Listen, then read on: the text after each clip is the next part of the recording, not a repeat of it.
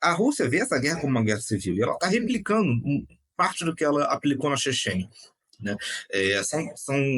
São combates prolongados, né?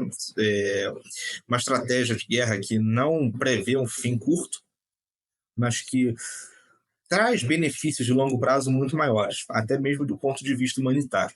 Então, eu não tenho expectativa dessa guerra durar menos aí de 5 anos para mais, né? Tem muita gente que acredita. Eu já conversei com diplomatas ali que disseram acreditar em torno de 5 a 6, 7 anos, né? Dependendo ali dos contornos militares que o conflito pode tomar, mas nessa faixa de tempo. Já vi gente, né, dizendo que pode ser algo de 10 anos, como a Chechênia foi. O ponto é, assim, claro, se o Trump for eleito, eu acho muito possível que a guerra acabe antes, né? Porque é uma das promessas de campanha dele justamente acabar com o financiamento militar. Ele não vai cumprir, vai capitular, etc. Pode ser. Mas a principal bandeira dele é essa, tirar da Ucrânia e dar para Israel, né? Então, é muito possível que numa eleição Trump isso aconteça. Não sei se o Trump vai vencer. Não sei. Não, é muito difícil hoje a gente ter o tempero disso aí, a temperatura disso, né? De como é que tá essa questão lá nos Estados Unidos, até porque, porra, a operação psicológica tá completamente fora de qualquer gráfico que eu já vi na minha vida. Mas o que eu acho nesse caso é também, pensando sobre isso esses dias, aí tu me diz se eu estiver errado. O Trump, ele tem essa coisa, né, da malemolência, não, vamos resolver, vamos conversar, e vai, negocia, papapá. Mas a esse ponto eu acho que a Rússia já se colocou numa posição de que não dá para voltar atrás, tu não acha, não? Não, voltar atrás de quê? Voltar atrás que eu digo é assim, não, é tipo assim, tá, vamos negociar então uma paz, né, uma paz, uma capitulação da Ucrânia, mas vamos negociar uma paz. Eu acho que isso que você estava falando, enquanto você estava falando, eu estava pensando aqui, né? A questão dos objetivos que foram se atualizando com o tempo. Eu acredito que os objetivos foram se atualizando com o tempo, mas eu acho que já existia uma definição lá atrás, e já estavam pensando assim, ó, pode ser que a gente acabe tendo que tomar isso tudo aqui, resolver isso aqui, porque senão vai ser um problema futuro. Se a gente parar, vai ser. E eu tô falando isso porque lá desde 2022, tá?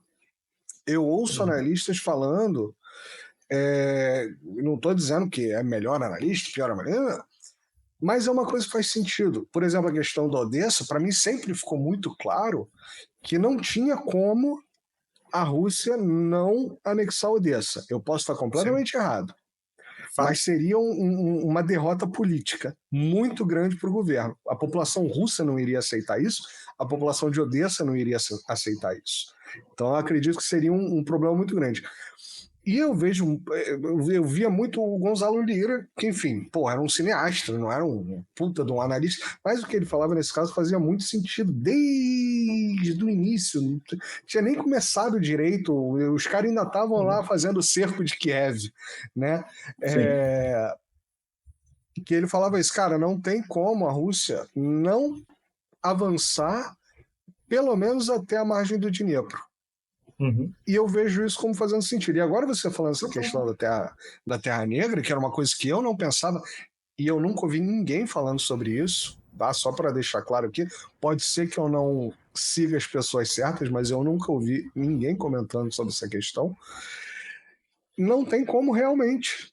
Não tem como eles deixarem isso na mão do Ocidente, arriscando exatamente uma segurança alimentar global, né? E global lê-se os próprios parceiros da Rússia, e a própria Rússia, né? Aí vai entrar a China e tudo mais, todo mundo depende em algum pedaço disso aí. Porque se fosse uma coisa só, os Estados Unidos que se foda, não. De repente deixa para lá. Mas estão envolvidos os parceiros, né? Os brods. Então não dá para chutar o balde assim, deixar isso para lá dessa forma.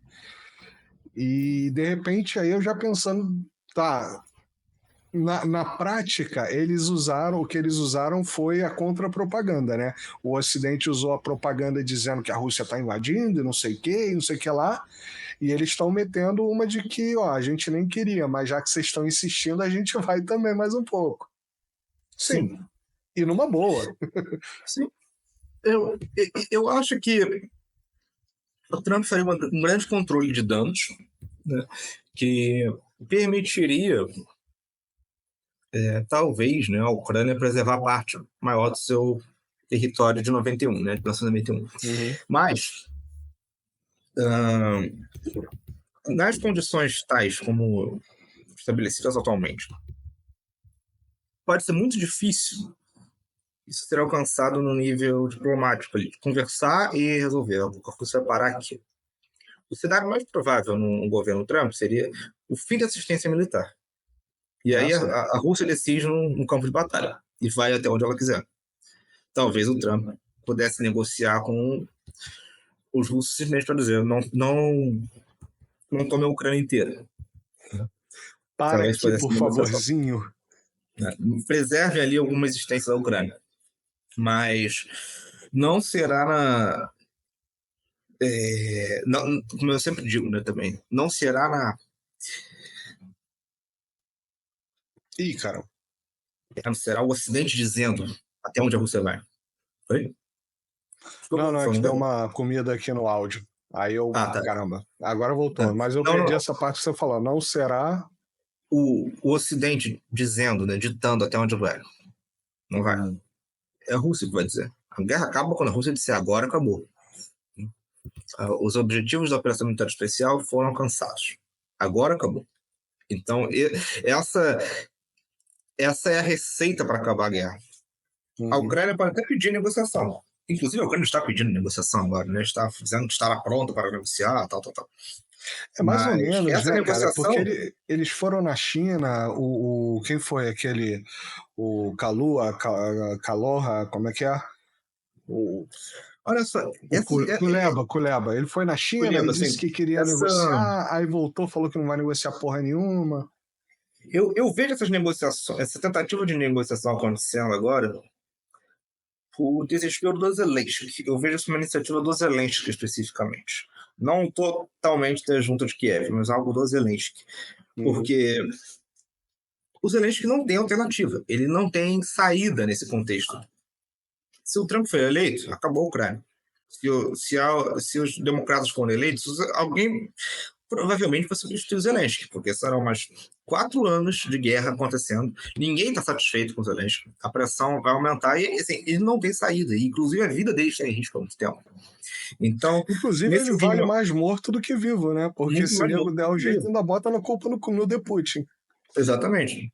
Então, assim, pode ser que essas negociações estejam acontecendo por pressão do Zelensky, diante de um desespero com a incerteza eleitoral americana, né? Uhum. Que vai acontecer com o futuro da guerra. Em todos os cenários ele está prejudicado. Então, se ele celebrar, conseguir, tiver o feito de celebrar a paz, né? Antes, né, do pior acontecer, ele pode ser absolvido, né, pelos lados. Eu acho que é uma preocupação do governo atual, preocupação do Zelensky e dos seus. Porém, essas negociações não tem como, de forma alguma, né, serem frutíferas enquanto a Ucrânia estiver na sua demanda territorial. Ela teria que abrir totalmente a possibilidade da Rússia dizer até onde vai. Isso inclui não apenas as áreas que a Rússia já tomou, mas as áreas que ela acredita serem necessárias de se tomar para garantir a segurança das áreas já, né, tomadas. A grande preocupação é aquela possibilidade de se criar uma buffer zone ali no norte, né, tomando ali territórios de Kharkov e Sumy, né, possivelmente ali chegando à margem do Dnieper ali como uma fronteira natural. Uhum. E há diversas possibilidades ali, mas o quê? O ponto central. A Rússia não pode acabar sua expansão territorial antes de alcançar uma gordura de terra necessária para proteger tudo que ela já tem. Se essas áreas tomadas serão território russo ou serão, sei lá, se vão criar ali um estado fantoche, qualquer coisa, não interessa. O ponto é que essas áreas precisam ser protegidas. E é nisso que as negociações tendem a falhar, né? Tendem a falhar, porque como que o Zelensky, por exemplo, poderia negociar oferecendo aos russos até mais do que eles já conquistaram? Né? Não, além do que vocês já conquistaram, vocês podem tomar essas terras aqui para garantir que nós não vamos atacar essas regiões. A Não dá, Armênia acabou de fazer isso, pô. A Armênia fez isso. A Armênia fez isso, exatamente. Antes da guerra, inclusive, né? A Armênia conseguiu... Antes de tomar um pau. Como é que foi? O Nebó já falou isso outro dia, de outra coisa, de uma situação da. Eles se renderam preemptivamente. Exatamente, exatamente. É o termo perfeito. É o termo perfeito.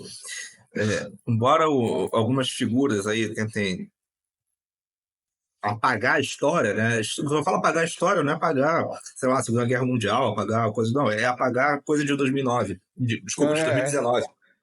De 2019. Né? Embora a gente tenha apagado tudo isso, o que aconteceu ali em 2019, da chegada do Pashinyan, foi uma total entrega, né, dos territórios históricos armênios para o Azerbaijão, voluntária.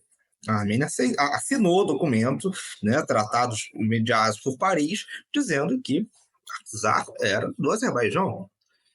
E deixou por isso mesmo. Né? Obviamente, ela não falou para a população armênia do Artsakh recuada ali, deixou acontecer. E agora o que aconteceu no ano passado foi tomado. O Azerbaijão tomou o que é dele. Né? É o que eu considero dele? Não, eu sou totalmente a favor do Artsakh ser uma república armênia. É o que eu considero, mas quem disse que não é a Armênia? Então, enfim, eles não chegaram a esse consenso. Eles não chegaram a esse consenso, então que seja. Né? Enfim, a gente mudou o foco aqui, mas eu acho que a gente já conseguiu falar o que podia falar para escapar do tema do Oriente Médio. Né? Muito pelo contrário, eu vou puxar agora mesmo, a menos que você esteja com... precisa sair, mas eu vou puxar agora mesmo aqui, que uma coisa que eu estava pensando hoje, agora você me explicou algumas coisas um pouco melhor, né, sobre essa questão da Terra Negra e tudo mais, mas a impressão que eu estava tendo, não foi uma impressão, foi um pensamento que me veio hoje de manhã, era se essa administração não estava injetando esse dinheiro essas ajudas, né, para segurar a Rússia nessa linha lá de fronte de guerra que está muita cara de que está colapsando, exatamente para não colocar a Rússia no tabuleiro do Oriente Médio. E aí vamos para essa. Não, assim, o envolvimento russo no Oriente Médio depende de uma ação do Ocidente que torne impossível, né? Impossível a Rússia continuar tendo relações controladas com Israel. Torna impossível. Vamos supor, a Ucrânia publicize, né? Torne público seu apoio à Ucrânia. Não, desculpa, Israel torne público seu apoio à Ucrânia. Israel já apoia a Ucrânia há muito tempo. Israel é um dos maiores fornecedores de inteligência para a Ucrânia. Né? Ucrânia e Israel trocam mercenários de uma forma totalmente descarada. Né? Tem vários combatentes ucranianos lutando em Gaza, né, por Israel. Enfim, é uma coisa descarada, mas não é público. Israel mantém ali uma neutralidade artificial, né, que é garantida pelo histórico das relações russo-israelenses. Muita gente hoje faz uma propaganda em cima dessas relações, dizendo que Rússia e Israel são aliados. Mas Rússia e Israel nunca foram aliados. Nunca. Eles são aliados do Bolsonaro também, a gente falou semana passada. É a aliança internacional. Como é que é? Putin, Netanyahu, Orbán, Bolsonaro e agora o Maduro, né? Botaram o Maduro no bolo. Puta que pariu. Botaram o Maduro no bolo. O cavalo de Troia da América do Sul. Né? Eu ouvi falar isso aí. Segundo o wannabe Tony Stark lá é o burro de Troia, né? O jumento de Troia.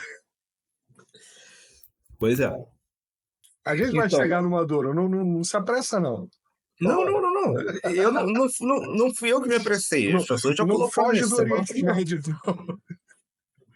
Maduro é um agente aí do Netanyahu, né, para acabar com o Lula.